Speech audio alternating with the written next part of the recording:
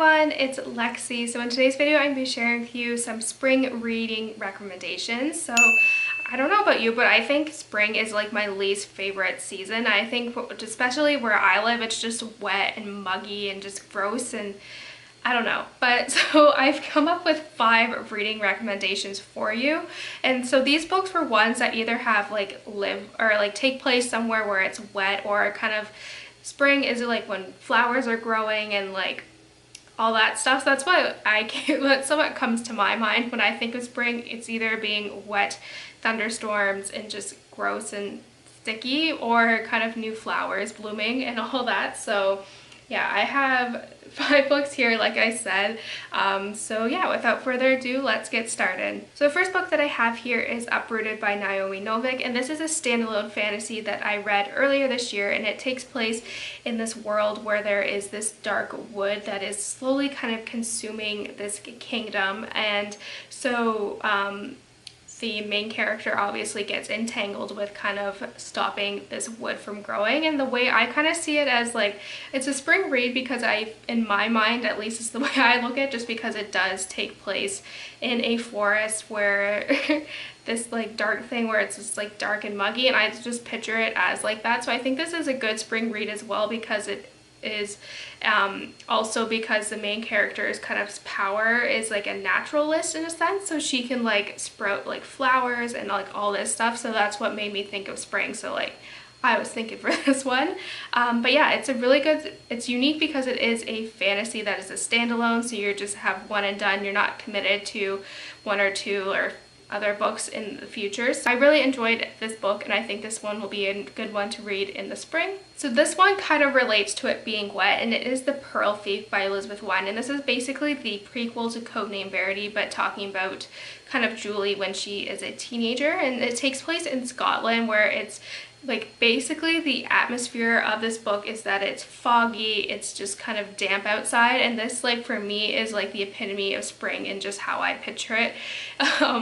So it's basically there, and basically the premise of this is that Julie is 16 years old, and she kind of is just chilling by the pond by her house, and she wakes up with a concussion, not knowing what happened. So, and then the kind of pearls that her family owns have gone missing. So she kind of has to go, she's very much a very driven character and very passionate, so she is determined to see what happened to these pearls, and she goes on a mystery there. It's like she goes on basically kind of a detective spree, and it takes off from there. So I really enjoyed this book. Codename Verity is perhaps one of my favorite books of all time, so definitely this one was like, when it came out last year I was super excited, and I think it's a perfect spring read because it's like the muggy, wet, foggy like Scotland that we all think about. Next I have Garden Spells by Sarah Addison Allen, and this is a magical realism story that follows kind of a family of women who kind of have special skills, whether they see an object and they think immediately that they have to give it to someone and that person later on will need it, or they can bake anything, whether it being a love potion, or like they'll make like scones that will give you good luck, or like all this stuff. So it kind of takes from there, but basically the family, the Waverleys, have like this kind of very, very kind of mysterious garden, and kind of if you eat an apple there, it will tell you your future.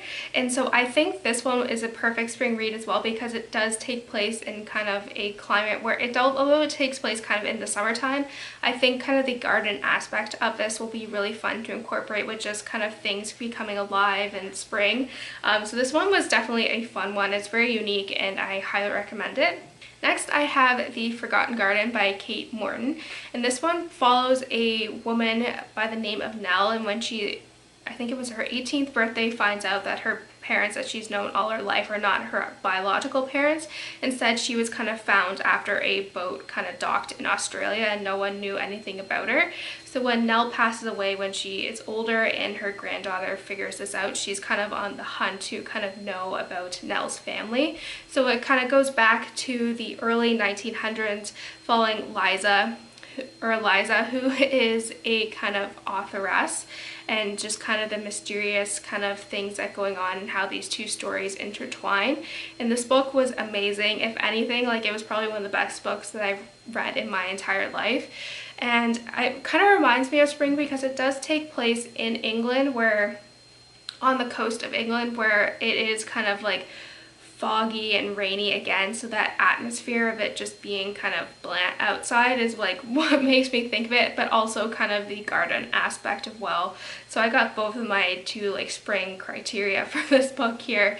But yeah, definitely I think it's best to go into this book not knowing too much, and it's a very atmospheric read, so I think it's perfect, like a perfect book to read in spring. So lastly, this is one that I haven't read yet, but I'm thinking of making it for my book club for May and June, and it is True Colors by Kristin Hannah. So basically it tells the story of sisters who kind of after their mother's death kind of like become very distant with each other. So basically there's kind of interdynamics between the sisters and kind of a rivalry there. So it says here that so everything becomes easy until a stranger comes around. In a matter of moments, their family will be torn apart. The Grey sisters will be pitted against one another in ways that none could have imagined. Loyalties will be tested and secrets will be revealed. And a terrible, shocking crime will shatter both their families in the beloved town. So I think this one will be really interesting, and Kristin Hannah is amazing, amazing author. Definitely one of my favorites. So like this one, I think looking at the cover, even though it's kind of like a summery one, I see it also, it can be a good spring one as well. So I think this one will just be a lot of fun, and also who doesn't like a complex family drama book? So I think this one will be a good kind of later spring book where it's kind of just turning into summer. So I think this one definitely will probably be my book club pick. So let me know if you're interested in this being the book club pick for kind of the next cycle. So yeah. So that's it, guys. Thank you guys so much for watching. Let me know in the comments below if you've read any of these books or if you have any spring reading recommendations that you think I would like. So yeah, thank you guys so much for watching. Don't forget to give this video a thumbs up, and I will see you guys next time.